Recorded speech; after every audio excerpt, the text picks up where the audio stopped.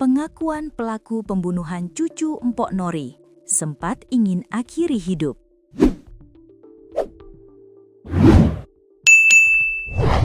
Pelarian FTJ, warga negara Irak yang tega menghabisi nyawa istri sirinya, DA, berlangsung penuh drama. DA merupakan cucu dari seniman sekaligus pelawak legendaris Betawi, almarhumah Mpok Nori. Setelah melakukan aksi kejinya di kawasan Bambu Apus, Cipayung, Jakarta Timur, pelaku sempat berpindah-pindah kota untuk menghindari kejaran polisi. Tak hanya itu, pelaku ternyata sempat nyaris mengakhiri hidupnya sendiri karena didera rasa takut yang luar biasa.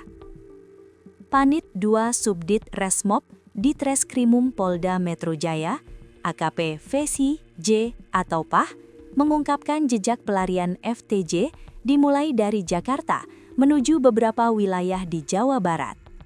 Setelah membunuh itu, dia sempat keluar kota, ke Bogor dan Sukabumi, berpindah-pindah, ujar AKP Vehi J atau PAH di Polda Metro Jaya, Senin 23 Maret 2026. Saat berada di Sukabumi, pelaku dikabarkan mengalami guncangan psikologis.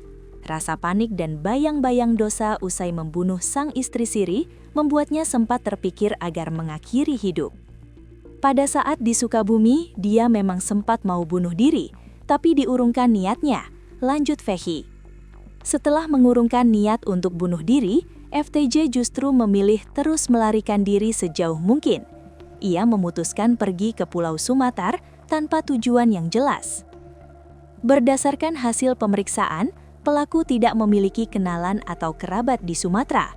Ia hanya bergerak secara acak demi menjauh dari tempat kejadian perkara atau TKP di Jakarta. Tujuannya ke Sumatera itu tidak ada kenalan, random. Dia hanya berusaha menjauh dari TKP, ungkapnya.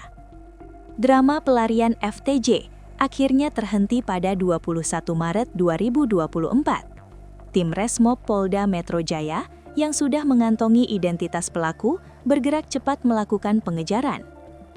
Pelaku diketahui memesan tiket bus di daerah Ciledug untuk menyeberang ke Sumatera.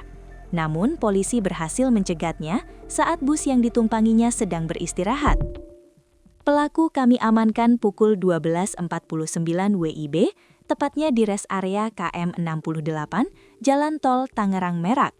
Saat diamankan, pelaku kooperatif dan tidak melawan, tegas AKP Vehi.